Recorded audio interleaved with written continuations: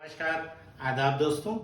मैं सलाउद्दीन नवेद रोशन रहे के इस नए अंक में आपका स्वागत करता हूं। दोस्तों, आप सबको होली के शुभ अवसर पर हार्दिक शुभकामनाएं और बधाई। दोस्तों, आज हम हाजिर हैं एक सवाल को लेकर जो पूछा है रजिया शम्स ने। आप लिखती हैं, सर मेरा बच्चा 6 साल का है, बोलता है लेकिन खुद से नहीं बोलता है, बहुत चिल्लाता है। दोस्तों, रजिया शम्स जी के सवाल का जवाब देने से पहले अगर आपने अभी तक हमारा चैनल सब्सक्राइब नहीं किया है तो कृपया सब्सक्राइब करें, लाइक करें, शेयर करें ताकि हम हर उस फैमिली तक पहुंच सकें जिसको हमारी जरूरत हो सकती है।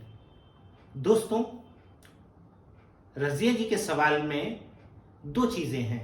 एक, अपने आप से नहीं बोलता है और दूसरी चीज चिल्लाता बहुत है। इसका अर्थ ये हुआ, इसका मतलब ये हुआ कि बच्चा बोलता है लेकिन अपने आप नहीं बोलता है। तो यहां पर बड़ा क्लियर मैसेज है कि वो तब बोलता होगा जब उसे जरूरत होती होगी। वो हमारी एक्सपेक्टेशंस, हमारी उम्मीदों के हिसाब से नहीं बोलता है। अब यहां पर 2 वजह हो सकती हैं। एक, कोई वजह ही नहीं है बोलने की तो क्यों बोलूं।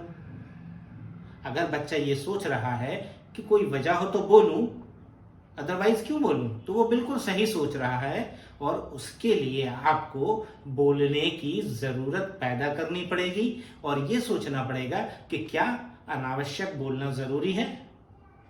नहीं, तो अगर हम जरूरी जगह पर, जरूरी बातों पर बुलवाना चाहते हैं तो जरूरत पैदा करनी पड़ेगी। अब कहाँ जरूरत पैदा हो सकती है, कैसे हो सकती है, कब हो सकती है, इसका एनालिसिस आपको अपने फैमिली इन्वायरमेंट में करना पड़ेगा। ये काम कोई और नहीं कर सकता है। तो ये आपको करना पड़ेगा कि कहाँ जरूरत हो सकती है और हम बच्चे को जरूरत कहाँ पैदा कर सकते हैं।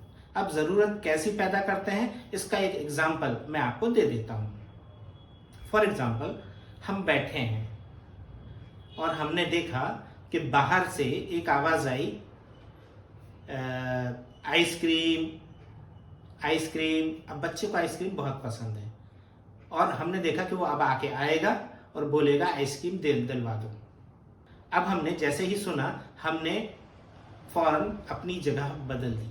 जगह बदल दी से मतलब एक कमरे से दूसरे कमरे चले गए, या उसी कमरे में है तो उसकी तरफ पीठ करके बैठ गए, उसकी तरफ पीठ कर ली। अब वो आएगा, क्योंकि जरूरत उसकी है तो वो बहुत अच्छे से बोलेगा। तो वो बोलेगा पापा आइसक्रीम चाहिए, आइसक्रीम आइसक्रीम दिला दो, जो भी बोल पे।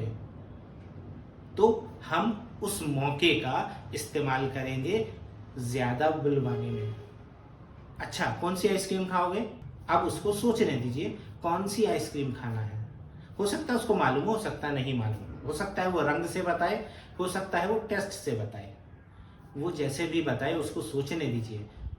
उसको अगर नहीं बोल पा रहा है, नहीं समझ में आ रहा है, तो उसको फिर ऐसे बोलिए, कौन सी वाली खाओगे, लाल वाली या हरी वाली या पीली वाली या सफेद वाली।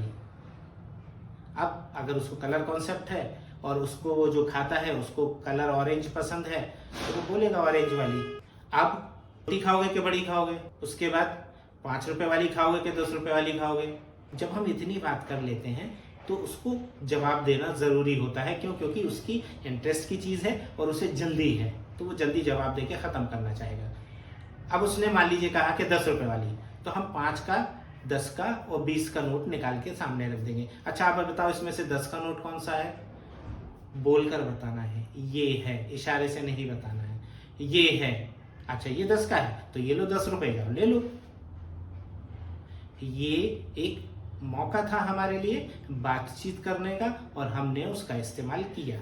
इसी तरीका से आप मौके क्रिएट कर सकते हैं, पैदा कर सकते हैं और उनका इस्तेमाल कर सकते हैं।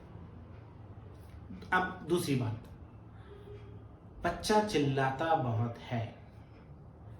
तो यहां पर जो क्लियर मैसेज है, जो मैं समझ पाता हूं, वो ये होता है कि बच्चा तब चिल्लाता है जब उसकी जरूरतें पूरी ना की जाए। अब जरूरतों से मतलब ये नहीं है, जरूरतों से मतलब ये है कि उसे जो चाहिए वो आपको देना है, नहीं दिया तो चिल्लाएंगे। वो जैसा करना चाहता है करने दो, नहीं तो चिल्लाएंगे। वो जैसा सोचता है वैसा करो, नहीं तो चिल्लाएंगे। तो यहाँ चिल्लाने की कई वजह हो सकती हैं। आपको वजह ढूंढनी है पहली चीज। जब आप वजह ढूंढ लें तो अब उस वजह को देखना है आपको वो कितनी जायज है या नाजायज है। मतलब अगर उसकी वाकई में जरूरत है तो हमें पूरी करनी चाहिए, लेकिन अगर गैर जरूरी है, नाजायज हरकत है, वो नाजायज डिमांड है, तो तुम चिल्ला लो, हम नहीं पूरी करेंगे। ये मैसेज उसकी आंखों में आंखें डाल के बोलकर करना है कि ये पूरा नहीं होगा, ऐसा नहीं होगा, ये नहीं मिलेगा। जो भी लागू हो वो आप करिए और उसके बाद उसको उसके कमरे में चिल्लाता हुआ छोड़ दीजिए। वो आपके पीछे आए, आप जगह बदल लीजिए। वो घर के 4 मेंबर के पीछे जाएगा, चारों को ऐसा ही बिहेवियर करना होगा, ऐसा ही ट्रीट करना होगा बच्चे को, तो तब वो समझ लेगा कि ये चीजें मुमकिन नहीं है। तब वो चिल्लाना कम कर देगा और धीरे धीरे बंद कर देगा। लेकिन यहाँ पर अगर किसी भी फैमिली मेंबर ने ये कहा कि नहीं, वो जो चाह रहा है करवा दो, वो जो चाह रहा है दे दो, वो जैसा चाह रहा है कर दो, तो ये प्रॉब्लम कभी भी ठीक होने वाली नहीं है। क्यों? क्योंकि ये बिहेवियर डिसऑर्डर है और बिहेवियर डिसऑर्डर फैमिली इन्वायरमेंट की वजह से होते हैं। इन्वायरमेंट ठीक कर दीजिए, बिहेवियर इशू ठीक हो जाएंगे। अगर आप इसके बारे में ज्यादा जानना चाहते हैं, सीखना चाहते हैं, तो आप हमारे थेरेप्यूटिक पेरेंटिंग की प्लेलिस्ट को देख सकते हैं। हर एपिसोड में कोई ना कोई टिप्स दी जाती है, उस टिप्स का इस्तेमाल आप करते रहिए। कौन सी टिप्स आपको फायदा करेगी, नहीं करेगी, ये हम नहीं कह सकते हैं कि इस चीज में यही फायदेमंद होगा। क्यों? क्योंकि बिहेवियर के कई कॉज होते हैं और कई रीजन होते हैं जिनकी वजह से बिहेवियर होता है, और कई बार बिहेवियर जो हम रिएक्शन देते हैं उसकी वजह से होता है। तो ये बिहेवियर क्यों हो रहा है, इसको एनालिसिस करना जरूरी होगा, और वो एनालिसिस मैंने थेरेप्यूटिक पेरेंटिंग के कई वीडियोस में सिखाया है। उम्मीद है रजिया जी और आप सब इस वीडियो से अपने बच्चे के इश्यूज को समझ पाएंगे, सॉल्व कर पाएंगे, दूर कर पाएंगे। उम्मीद है ये अंक आपके काम आएगा। अगर आपने अभी तक हमारा चैनल सब्सक्राइब नहीं किया है तो कृपया सब्सक्राइब करें, लाइक करें, शेयर करें ताकि हम हर उस फैमिली तक पहुंच सकें जिसको हमारी जरूरत हो सकती है। एक बार फिर आपको होली की शुभकामनाएं, हार्दिक बधाई। आप देखते रहिए रोशन राहें, मुझे दीजिए इजाजत। नमस्कार, जय हिंद।